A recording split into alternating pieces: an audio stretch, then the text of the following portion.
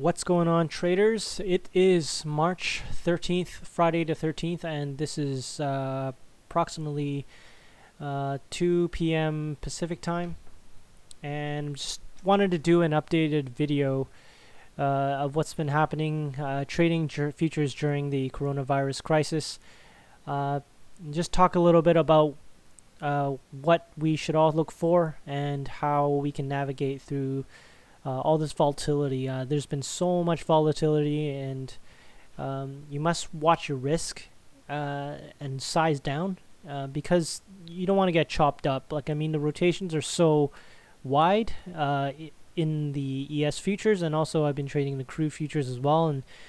And crude hasn't been so bad, but ES, to me, it's just been really almost untradeable in terms of watching your risk and picking a good spot to enter. And you need to have really wide stops so you don't get chopped up or whiplashed around with your position. So it's been really hard for me, at least. I've been really focusing on crude futures mainly, but the volatility is there. If you are able to get into the flow of the market, you can take multiple trades a day and have multiple setups, and yeah, it's been good movement. So I wanted to just touch base and go over the some of the charts here. So this is the daily chart of the E-mini S&P 500 futures. We have some volume profiling here on the right, and this is a daily chart. So you can see it's been probably a 30% a pullback or sell-off in the S&P market, and today is probably one of those days where we had some relief in terms of news. There's a press release after or almost near the end of the close today, where Trump outlined some of the relief efforts that's going to be implemented. So they're going to have testing kits, and kind of like a self-serve testing kit. Walmart's providing a lot of their parking lots for space so that suspected coronavirus infected people can use this automated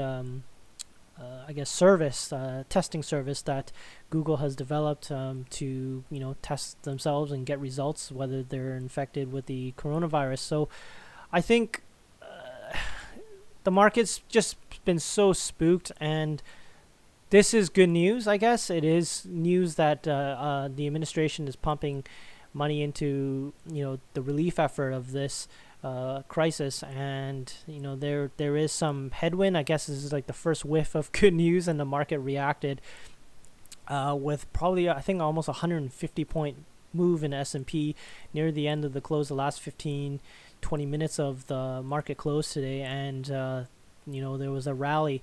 So you can see that it's rallying. It pretty much closed the gap here from 2 days ago, and there is some movement in the profile here. So it's coming up on this higher volume ledge. So it's I don't have a moving average here, but it basically a weekly moving average here kind of comes across into the 2610 2600 area, and we close above that, well above that today. So and for the week, for the weekly bar. So we'll see what happens next week in terms of holding. See if they can hold that level, and see what kind of rally, or if the market's just going to chop around, or if there's going to be more selling. So all of this is just my opinion, and it's not a any trade recommendation. So just want to make sure that's clear. Let's look at the crude oil markets. Crude oil. So crude oil, you can see here. Pretty much from the beginning of this week, there was a huge 25% gap down here. So this is only showing a daily bar of the pit trading session, the regular trading hours. So yeah, there was a huge gap here. So market tried to extend a little further down, kind of went sideways a bit, where Saudi Arabia and also Russia is they're having their little price war.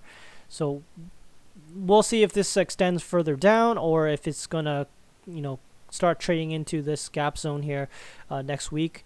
And yeah, I mean, like I said, you can see the ranges here from before, like back in December and even near the beginning of January, not much. And then when February hits, this huge drop here. So it's red across all markets. Gold, the same thing. All the indices, Asia markets, European markets, everything's pretty much see a red. So be careful out there. I mean, just continue to take advantage of the volatility. However, just remember to watch your risk and size down, and just don't have that FOMO. Like what I've learned this week.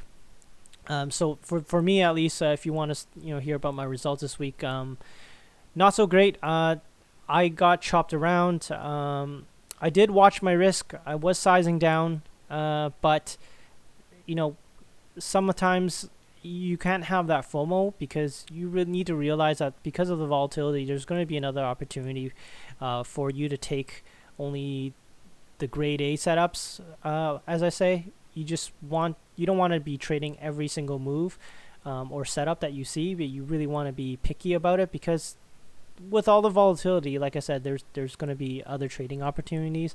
You don't have to be fearful that you're going to miss this move and you're not going to catch it, and you're not going to be able to trade for the rest of the day. Rather, you really need to pick your spots and pick like the really nice setups, confluence with all the levels that you're watching, and trade only those.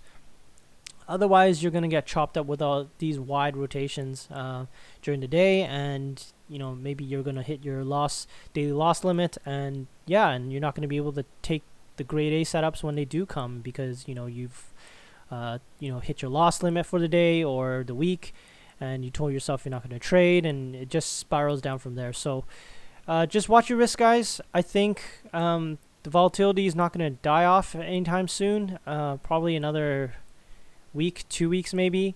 The VIX hit 75, and that's unprecedented. The last time it hit 75 was like 2008 financial crisis then. So more to see next week. I think the volatility will carry forward, and I think everyone just needs to watch the risk and make sure that they're trading responsibly.